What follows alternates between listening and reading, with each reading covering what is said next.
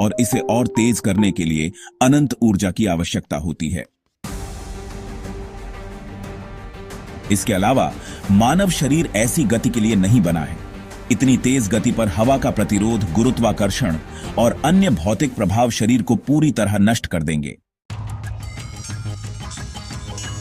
हालांकि विज्ञान कथा या सैद्धांतिक भौतिकी में वर्म होल या हाइपरस्पेस जैसे विचारों के जरिए प्रकाश से तेज यात्रा की कल्पना की जाती है, लेकिन ये अभी तक सिर्फ सिद्धांत हैं, व्यावहारिक नहीं।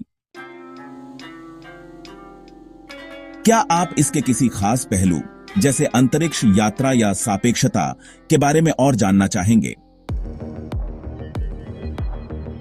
वर्म होल और हाइपरस्पेस विज्ञान कथा और सैद्धांतिक भौतिकी में प्रकाश की गति से तेज यात्रा या अंतरिक्ष में लंबी दूरी तय करने की संभावनाओं को दर्शाने वाले आकर्षक विचार हैं।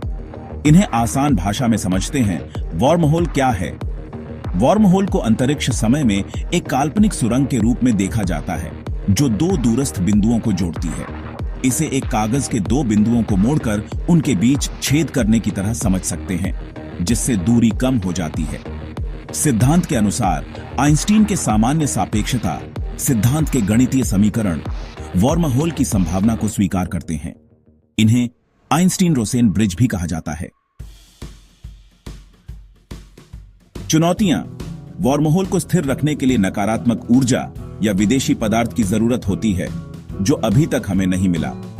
अगर वर्म होल बन भी जाए तो यह इतना अस्थिर हो सकता है कि उसमें से गुजरना असंभव हो। समय यात्रा की संभावना: वर्म होल समय में भी पीछे ले जा सकता है, जिससे कॉज़ैलिटी की समस्याएं पैदा हो सकती हैं। विज्ञान कथा में फिल्म इंटरस्टेलर में वर्म होल का इस्तेमाल दूसरी आकाशगंगा में जाने के लिए दिखाया गया है। हाइपरस्पेस क्या है?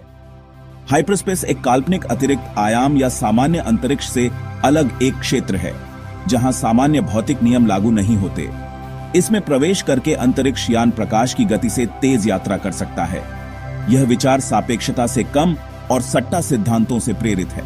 कुछ वैज्ञानिक इसे स्ट्रिंग थ्योरी के अतिरिक्त आयामों से जोड़ते हैं, लेकिन यह अभी सिर्फ गणितीय संभावना है।